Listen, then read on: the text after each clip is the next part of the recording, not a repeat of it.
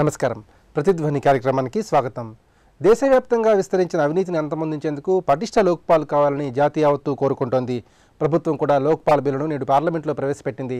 అయితే select committee చేసిన 2 కీలకమైన సవరణల్ని పక్కన పెట్టింది. జన్ లోక్పాల్ కావాలని అన్నా హజారే బృందం కోరుతోంది. మరోవంక దేశం నుంచి అధిక మొత్తంలో నల్లధనం సరిహద్దులు దాటుతోంది. ఓ వెబ్సైట్ స్టింగ్ ఆపరేషన్లో 11 మంది ఎంపీలు ముడుపులు తీసుకుంటూ అడ్డంగా దొరికిపోయారు. ఈ నేపథ్యంలో లోక్పాల్ జనకాంక్ష అనే అంశంపై ప్రతిధ్వని చర్చను చేపట్టింది. ఈ చర్చలో పాల్గొంటున్న ప్రముఖులు ఎం పద్మనాభరెడ్డి గారు, forum for good governance secretary Katari Srinivasa Rao గారు, లోక్సత్తా పార్టీ రాష్ట్ర అధ్యక్షులు సి నరసింహారావు గారు, రాజకీయ సామాజిక విశ్లేషకులు డాక్టర్ సి రామచంద్రయ్య గారు, సెస్లో పరిశోధకులు, సామాజిక విశ్లేషకులు.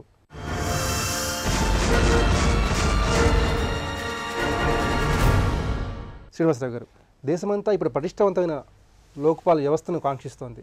ప్రభుత్వం కూడా ఈ మేరకు బిల్లు సిద్ధం చేసింది. మరి ప్రజల అభీష్టం మేరకు, ఆకాంక్షల మేరకు ఈ బిల్లు రూపొందిందంటారా?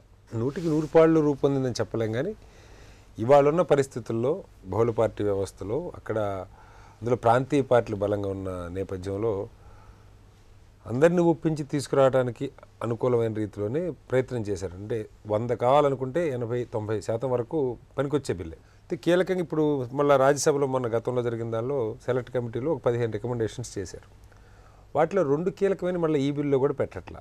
దానిలో వాళ్ళు సూచించింది ఏంటంటే, సెలెక్ట్ కమిటీ, ప్రభుత్వం వేసినటువంటి సెలెక్ట్ కమిటీ సూచించింది అంటే, ఏదైనా ఒక అధికారి మీద లేదా ఒక విచారణ జరపాలన్నప్పుడు వాళ్ళకి ముందస్తు అనుమతి ఇవ్వాల్సిన అవసరం లేదని చెప్పారు స్పష్టంగా. అలాగే ఒక అవినీతి కేసుని విచారిస్తున్నటువంటి అధికారిని వెంటనే అక్కడి నుంచి ట్రాన్స్ఫర్ చేయకుండా, బదిలీ చేయకుండా ఆ కేసు పూర్తయ్యే వరకు ఉంచాలని. ఈ 2 కూడా పక్కకి పెట్టడం జరిగింది. బిల్లు లోపించింది ఏంటంటే, లోకాయుక్తలు ఆ చట్టం పరిధిలోకి తీసుకురావట్లా. అంటే దానికి మరి దేశంలో ఉన్న మిగతా అన్ని పార్టీలు కూడా బాధ్యత వహించాలి, మన రాష్ట్రంతో సహా. లోకాయుక్త రాష్ట్రాలకు సంబంధించిన అవినీతిని నిర్మూలించేదైతే, వీళ్ళు ఇది మా రాష్ట్రాలకు సంబంధించిన హక్కులో కేంద్రం వేలు పెడుతుందని చెప్పి మాట్లాడటం జరిగింది. ఆ కారణంగా లోకాయుక్త లేకుండానే ప్రయత్నం చేస్తారు.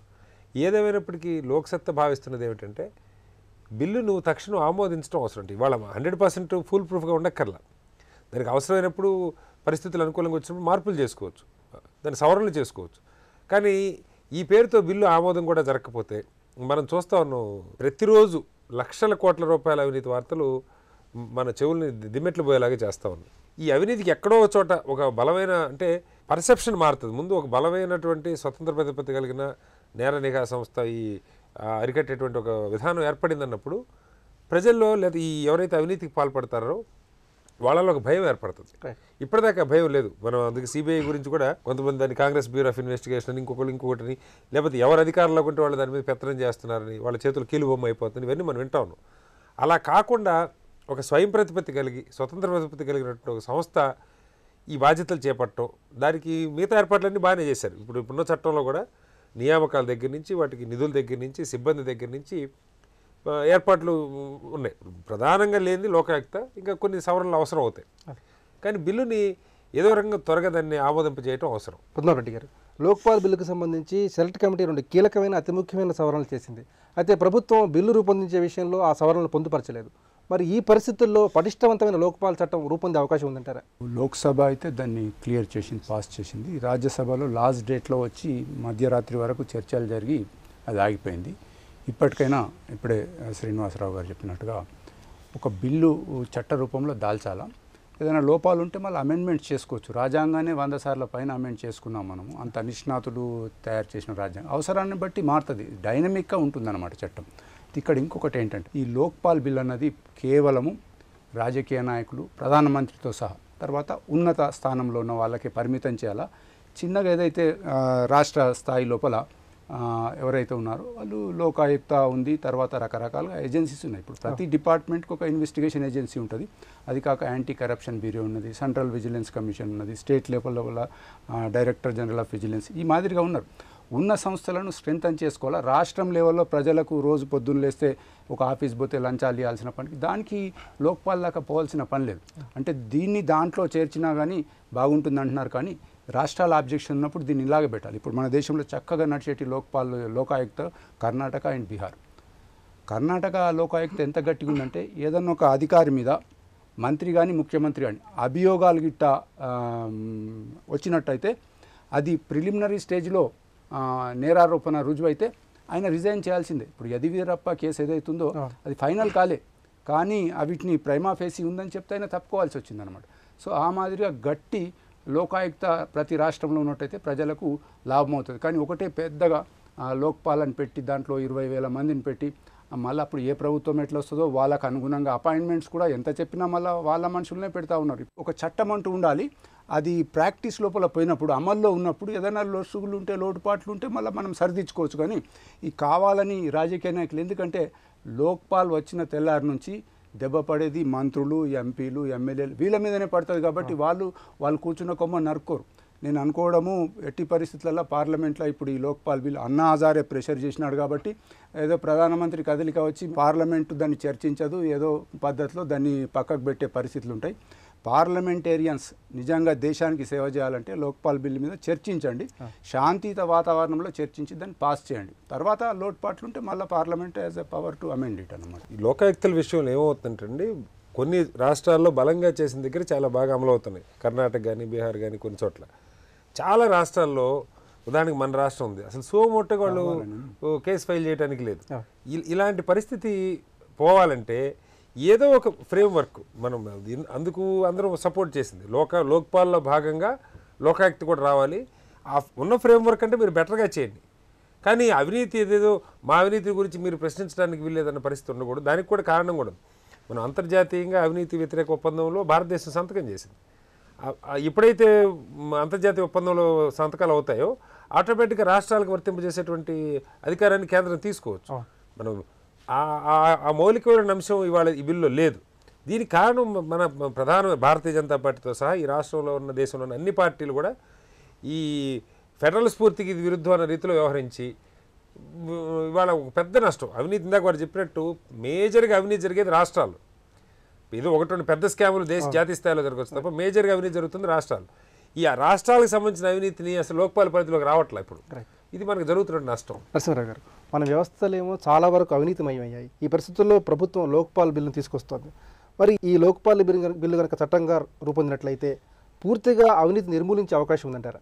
ఒక లోక్పాల్ బిల్ సరిపోతుందా? దానికి మల్టీ ప్రాంగ్ స్ట్రాటజీ కావాలి, బహుముఖ వ్యూహం కావాలి.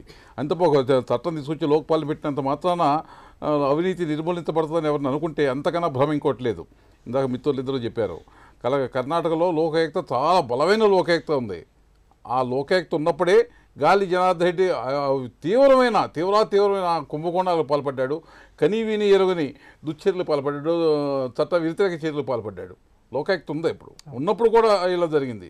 అంటే లోక్పాల్ ఒకటే చాలదు, చట్టాలను సవరించాలి. ముందు విచక్షణాధికారం తీసేయాలి అధికారంలో ఉన్న వాళ్ళకి.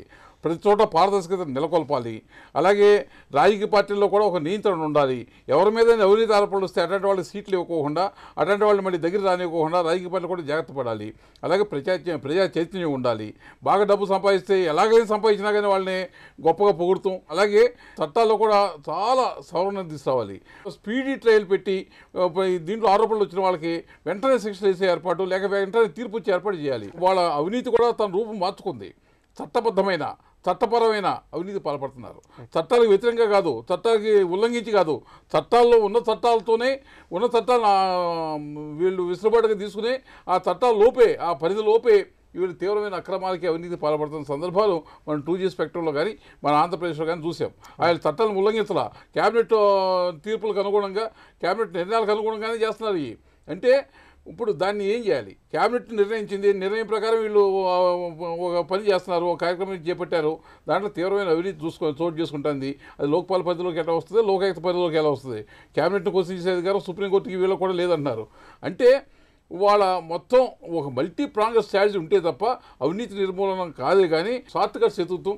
అవినీతి పోవాలని అందరికీ కాంక్ష ఉంది, కానీ ఎలా పోవాలి? దానికి మల్టీ ప్రాంగ్ స్ట్రాటజీ కావాలి. రామచంద్ర గారు, పౌర సమాజం ఏమో జనలోక్పాలను కోరుకుంటుంది, ప్రభుత్వం కూడా పటిష్టవంతమైన లోక్పాల్ చట్టాన్ని తీసుకొస్తామని చెబుతోంది.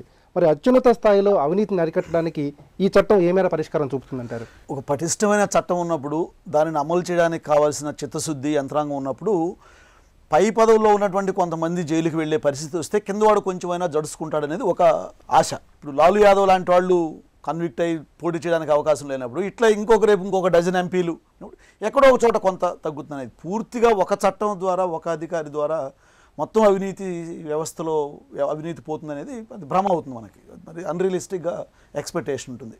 ఒకటి ఇప్పుడు 2 సంవత్సరాలు మౌనంగా ఉన్న తర్వాత ఈరోజు ఇప్పుడు ఎక్కడో పడిపోయినటువంటి అవినీతి దీన్ని దుమ్ము దులిపేసి మేము చాలా చిత్తశుద్ధితో ఉన్నామని చెప్పుకోవడానికి ఢిల్లీలో ఆమ్ ఆద్మీ పార్టీ వచ్చినటువంటి ఎన్నికల ఫలితాలు ఒక ప్రధాన కారణం. అది లేకుండా అన్నా హజారే ఒక్కడే ఇనాగరేషన్ చేసినా కానీ అసలు ఖాతరు చేసిండేవాళ్ళు కాదు. ఎందుకంటే ఏ రోజు కూడా ప్రధాన రాజకీయ పార్టీలు ఈ దేశంలో రాష్ట్ర స్థాయిలో కానీ దేశ స్థాయిలో కానీ అవినీతి వ్యతిరేక చట్టాలని కానీ అవినీతి వ్యతిరేక సంస్థలని బలోపేతం చేసిన ఘటనలు లేవు. స్వతహాగా పెద్ద ఉద్యమం జరిగితే ఆ రోజు చట్టం వరకు వచ్చి అక్కడ ఆపేసినారు.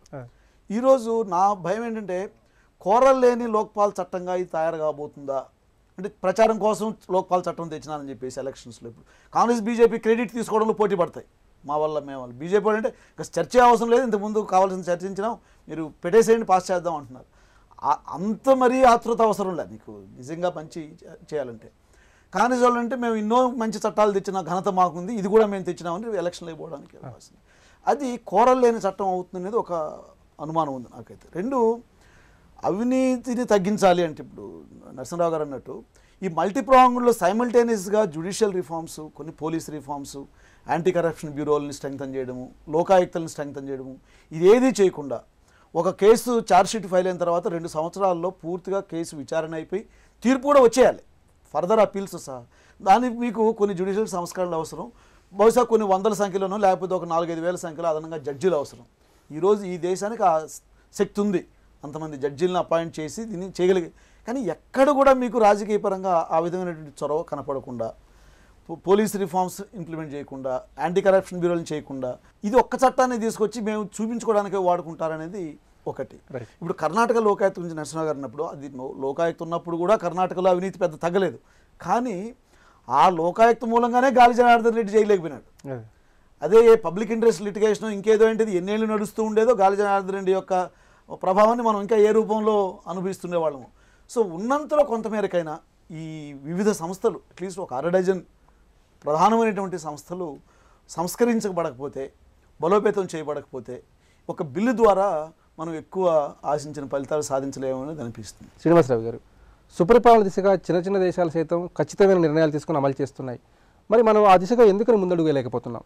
వేరుని బట్టి కాయలు వస్తాయి. మనం వేప గింజలు వేసి మామిడికాయలు రాయమంటే రావు.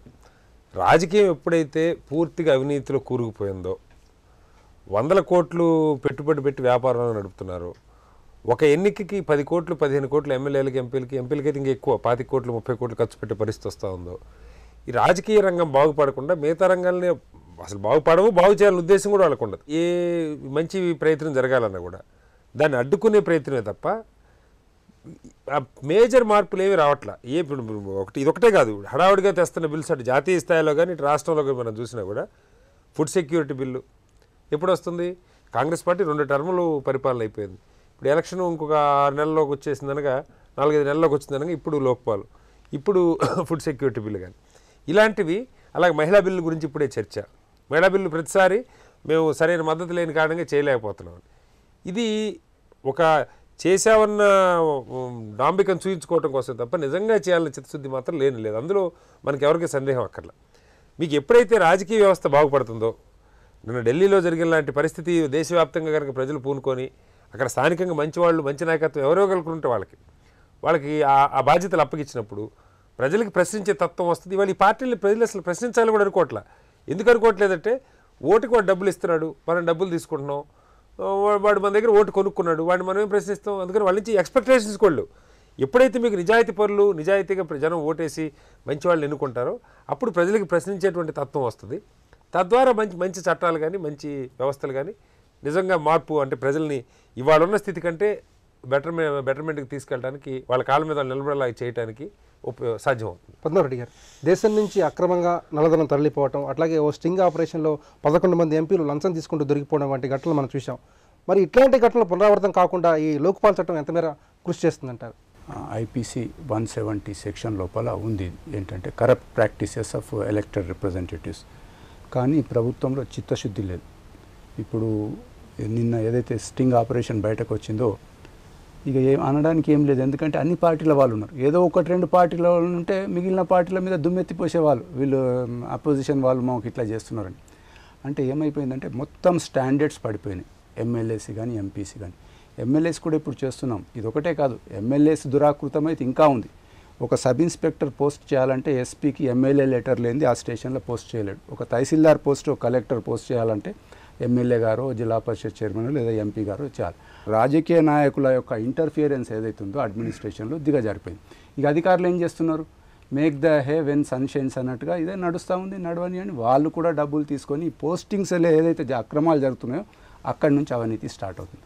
ఒక సబ్ ఇన్స్పెక్టరు ఉద్యోగం అప్పుడు లంచాలు ఇవ్వాలి, పోస్టింగ్కు లంచాలు ఇవ్వాలి. ఆయన పోస్టింగ్ కాగానే ఆయన బట్టి కూర్చోడు కదా, ఇక పబ్లిక్ మీద పడతాం. అయితే అత్యున్నత స్థాయి అవినీతిని అడ్డుకట్ట వేయడంలో ఇప్పుడు వచ్చే లోక్పాల్ బిల్లు ఏ మేరకు దోహదపడుతుందంటారు? తప్పకుండా దాంట్లో ఉన్న కొన్ని ఈవెన్ ప్రధానమంత్రిని కూడా ఇంక్లూడ్ చేస్తాం. ఒకవేళ లోక్పాల్లో మెంబర్స్ను ఆ చట్టంలో చెప్పినట్టుగా మంచి వాళ్ళని దాంట్లోపల ఎన్నిక చేసుకొని తర్వాత ఆ చట్టం పాస్ అయితే తప్పకుండా ప్రతి సామాన్య మానవుడు కూడా లోక్పాల్లో పోయి కంప్లైంట్ ఇచ్చే పరిస్థితి ఉంది.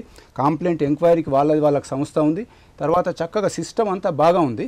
దాన్ని ఇప్పుడున్న పరిస్థితుల్లో కూడా నేను అనుకుంటాను, ఇప్పుడున్న పద్ధతిలో లోక్పాల్ బిల్ వచ్చిన చాలా మటుకు కొద్దిగా భయం. ఇప్పుడు నరసింహారావు గారు అన్నట్టు ఇది ఒక్కదాంతో ఇది ఆగిపోదు, బట్ ఒక థ్రెట్, భయం అంటే అరే లోక్పాల్కి పోతుందేమో మా కేసు అని. ఇంతకు మొదలు ఎంపీ మీద మా కేసులు, మా సంస్థ నుంచి ఎన్నో కేసులు లోకాయుక్తలో ఉన్నాయి. జలయజ్ఞం మీద కేసు ఉంది, రకరకాలుగా కేసులు పెట్టినాం. కానీ ఆ యొక్క ఉత్సాహ విగ్రహాలు ఉన్నారు ఆంధ్రప్రదేశ్లో ఉన్న లోకాయుక్త చిన్న చిన్న ఇష్యూస్ తప్ప పెద్దవి తీసుకోవటం లేదు. కాబట్టి ప్రజలకు లాభం లేదు. ఇప్పుడు ఆ సమాచార హక్కు చట్టం వచ్చింది, ఒక్క స్ట్రోక్తోని స్టేట్స్కు సెంట్రల్కి అప్లై అయింది ఒకటే దెబ్బకు. అంటే స్టేట్లో కమిషన్స్ ఏర్పడ్డాయి, సెంట్రల్లో కమిషన్. అట్లాగే ఇది ఒక చట్టం లోపల క్లియర్గా లోకాయుక్తలు, లోక్పాలు, సిబిఐ ఇవన్నీ కూడా పటిష్టం చేస్తూ ఒక గట్టి చట్టం వస్తే కొంతవరకు తగ్గుతుంది, ఒక భయం అనేది ఏర్పడుతుంది అన్నమాట. చట్టం అమలయ్యే పక్షంలో జవాబుదారితనం కానివ్వండి, పారదర్శకత కానివ్వండి సాధ్యమేనంటారా? ప్రభుత్వంలో ఉంది ఎవరో ఒక పార్టీ వాళ్ళు ఉన్నారు, లేక 3 పార్టీల వాళ్ళు ఉన్నారు, ప్రతిపక్షంలో కూడా ఇంకో పార్టీ ఉంది. అసలు వాళ్ళకి నిజంగా రాజకీయ సంకల్పం ఉందా? దేశంలో అవినీతి పారద్రోలాలని, అవినీతి పాల్పడిన వాళ్ళని పట్టుకుని శిక్షించాలని రాజకీయ సంకల్పం లేనే లేదు. వాళ్ళు అవినీతి పాల్పడే వాళ్ళు చట్టాలని ఎలా వక్రీకరించవచ్చో, లేక అక్కడ ఉన్న అధికారులని ఎలా వంచవచ్చో, అధికారులకు లొంకోకుండా, చట్టాలు లొంకోకుండా ఎలా అవినీతి పాల్పడవచ్చో వాళ్ళు మేస్టర్ చేస్తారు. ఎప్పటికప్పుడు వాళ్ళు తెలివితేటలు వాళ్ళకి చాలా ఎక్కువ ఉంటాయి. అవినీతి పాల్పడే వాళ్ళు ఏ చట్టానికి దొరకకుండా, లోకపాలకు దొరకకుండా, లోకాయుక్త దొరకకుండా, పీసీ యాక్ట్ దొరకకుండా వాళ్ళు ఎలా చేయాలన్నది వాళ్ళు ఆలోచిస్తుంటారు. దానికి అనుగుణంగానే వాళ్ళు ప్రవర్తిస్తుంటారు. అయినప్పుడు అటువంటి వాళ్ళని కూడా పట్టుకోవటం ఎలా, వాళ్ళు శిక్ష పడే చేయటం ఎలా అంటే రాజకీయ సంకల్పం ఖచ్చితంగా ఉండి తీరాలి. రాజకీయ సంకల్పం లేకపోతే వాళ్ళ ప్రివెన్షన్ ఆఫ్ కరప్షన్ యాక్ట్ ఉంది, దాని ప్రకారం ఎవరైనా పట్టుకోవచ్చు. అధికారంలో ఉన్న వాళ్ళని ఎవరైనా పట్టుకోవడం జరిగిందా? అదంతా ఎందుకు, ఆదాయానికి మించిన ఆస్తులు ఉన్న వాళ్ళు ఎవరినైనా సరే పట్టుకోవచ్చు, వాళ్ళని అనర్హులు చేయొచ్చు, వాళ్ళ మీద శిక్ష పడే చేయొచ్చు, వాళ్ళ ఆస్తులు స్వాధీనం చేసుకోవచ్చు. భారతదేశంలో ఎవరైనా పట్టుకున్నారా? ఆ యాక్ట్ బాగానే ఉందిగా, అధికారులు బాగానే ఉన్నారుగా, ఎందుకు పట్టుకోవాలా, ఎందుకు శిక్ష పడలా అంటే రాజకీయ సంకల్పం లేదు. వాళ్ళు కూడా లోక్పాల్ కూడా రాజకీయ సంకల్పం లేదు. ఈ రాజకీయ పార్టీలు అవినీతిలో కూరుకుపోయిన రాజకీయ పార్టీలు వచ్చి లోక్పాల్ని సమర్థవంతంగా నిర్వహిస్తారనుకోవడం అత్యాశ అవుతుంది. అలాగే న్యాయ సంస్కరణ లేకుండా, మిగతా సంస్కరణ లేకుండా, మిగతా చట్టాల్లో వాళ్ళు మార్పులు తీసుకురాకుండా అధికారులన్నీ కేంద్రీకృతం అయిపోయి ముఖ్యమంత్రి దగ్గర, ప్రధానమంత్రి దగ్గర, క్యాబినెట్ దగ్గర అధికారులను కేంద్రీకృతం అయిపోతే ఖచ్చితంగా అవినీతికి దోహదిస్తుంది. అధికారాలను ముందుగా వికేంద్రీకరించండి. మొట్టమొదటిగా 73-74 అమెండ్మెంట్స్ ప్రకారం స్థానిక సంస్థలు మొత్తం అధికారులను కట్టబెట్టండి. మొత్తం అన్ని అధికారాలు విచక్షణాధికారులు లేకుండా చేసుకోండి. అప్పుడు అవినీతి పాల్పడే అవకాశం ఉండదు. ఎంతో ఉన్నతుడు, సన్మార్గుడు అక్కడ వెళ్ళినా కానీ అవినీతి పాల్పడిన పరిస్థితి అక్కడ క్రియేట్ అవుతుంది. అవినీతి ఆ టెంప్టేషన్ ఎవరు తట్టుకోలేరు. ఉన్నటువంటి ఒక సంతకం పెడితే 100 కోట్లు వస్తుందంటే ఎవడు కాదంటాడు, ఎంత గొప్పవాడు కూడా కాదనలేడు. అందువలన మీరు అధికారాలు వికేంద్రీకరించుకోకుండా ఈ జనలోక్పాల్ కానీ, లోక్పాల్ కానీ ఏమీ ఉపయోగం లేదు. అధికారం మొత్తం వికేంద్రీకరిస్తేనే ఈ దీనికి విలువ ఉంటుంది. రామచంద్ర గారు, ఈ లోక్పాల్ బిల్లు దన్నుతో అవినీతిని అంతం చేసే విషయంలో ప్రజలు, ముఖ్యంగా యువత ఎలాంటి పాత్ర పోషించాలంటారు? ఒక వారం క్రితం ఇదే చర్చ జరుగుంటే ఈ స్ఫూర్తితో మాట్లాడలేము, కానీ లోక్పాల్ స్ఫూర్తితో యువత ముందుకు వస్తుందనేది నాకు అంతంత నమ్మకం లేదు. ఏమైనా ఇప్పుడు యువత ముందుకు రావాలంటే ఢిల్లీలో వచ్చినటువంటి ఆమ్ ఆద్మీ పార్టీ ఎన్నికల విజయాల నేపథ్యంలో అది క్రియేట్ చేసినటువంటి ఆశ ఇప్పుడు ముఖ్యంగా యువతలో దేశవ్యాప్తంగా ఒక స్పార్క్, ఒక వేవ్ మైండ్స్లో ఇది సాధ్యమే, ఓపెన్గా డబ్బులు తీసుకొని ఓపెన్గా పారదర్శకంగా పెట్టి ఓట్లకు డబ్బులు ఇవ్వకుండా, డబ్బులు పెట్టి మనుషుల్ని తరలించకుండా, మీటింగ్లకు ఇది బీర్లు, బిర్యానీలు, లిక్కర్ లేకుండా ఎన్నికలు పోటీ చేయడం సాధ్యమే అని మొట్టమొదటిసారిగా ఒక ఒక ఒక ప్రధానమైనటువంటి కేంద్రంలో చూపించగలిగినారు. దీనికోసం వెయిట్ చేస్తున్నారు. అంటే ఇది 5 సంవత్సరాలు పడుతుందా, ఎన్నేళ్ళు పడుతుంది, దేశవ్యాప్తంగా ఏ మేరకు ప్రభావం చూపిస్తారని, కానీ ఆ విధమైన రాజకీయ ప్రక్రియ ద్వారా ఎన్నికలు జరిగి అధికారం ఏర్పడితే తప్ప ఇప్పుడున్న రాజకీయ పార్టీలు ఎన్ని మాటలు మాట్లాడినా, ప్రధాన పార్టీలు, ప్రాంతీయ పార్టీలు కానీ జాతీయ పార్టీలు కానీ, రాజకీయాన్ని ఒక వ్యాపారమయం చేసుకున్నటువంటి సంస్కృతిలో ఇప్పుడు ఈరోజు ప్రధాన పార్టీల యొక్క ఎమ్మెల్యేలు, ఎంపీలు చూడండి, కాంట్రాక్టర్లు, business men, real estate, liquor, వీళ్ళని పెట్టుకొని వీళ్ళని శిక్షించడానికి ఒక మంచి చట్టాన్ని వీళ్ళు తీసుకొస్తారనుకోవడం మనకు భ్రమ అవుతుంది. సో ఏ రోజుకైనా డబ్బులు ప్రమేయం లేనటువంటి రాజకీయ ప్రక్రియ ద్వారా అధికారం ఈ దేశంలో చలాయిస్తే తప్ప అది ఎన్నేళ్ళు పడుతున్నాయో కానీ అవినీతిని నిర్మూలించడం అనేది సాధ్యం కాదు. రామచంద్ర గారు చెప్పినట్టు ఎంతో టైం పట్టిద్దన్న నిరాశ కూడా ఎక్కర్లే మనకి. స్పష్టంగా ఒక రాజకీయాల్లో పెనుమార్పులు రావడానికి ఒక్కొక్క సందర్భంలో ఒక వారం కూడా పెద్ద టైమే. ఇప్పుడు ఢిల్లీలో నేను ఉదాహరణకి గతంలో లోక్సత్తా ఒక ఎమ్మెల్యే గెలిచారంటే ఇది తప్ప గెలవలేరు, సాధ్యం కాదనుకున్నాం. సరైన వాతావరణం వచ్చినప్పుడు, ప్రజలు సిద్ధంగా తయారైనప్పుడు ఊహించని రీతిలో ఫలితాలు వచ్చినాయి. ఇది నిజంగా ఆమ్ ఆద్మీ పార్టీకి ముందున్న నేపథ్యం ఏంటి మనం గమనించిన లోక్పాల్ ఉద్యమం ద్వారా వచ్చిన కథలకు కానీ, నిర్భయ సంఘటన కానీ పెద్ద ఎత్తున ఢిల్లీలో ప్రజల్ని కదిలించినాయి. తద్వారా ఆ ఫలితాలు వచ్చినాయి. ఆ ఫలితాలు ఇవాళ దేశం మొత్తానికి మంచి రాజకీయం కోసం మనం నడుం కట్టాలన్న ఒక ఉత్సాహాన్ని తీసుకొస్తాను. దేశమంతా ఇప్పుడు పటిష్ట లోక్పాల్ వ్యవస్థను కాంక్షిస్తోంది. లోక్పాల్ బిల్లుకు తొలి అడుగు వేయడంలోనే యూపీఏ ప్రభుత్వం తడబడింది. ప్రభుత్వం ఇప్పటికైనా లోటుపాట్లను గుర్తించాలి. ప్రజాజీవనంలో మరింత జవాబుదారీతనం, పారదర్శకతల కోసం లోక్పాల్ బిల్లును తీసుకురావాల్సి ఉంది. ఇది నేటి ప్రతిధ్వని. నమస్కారం.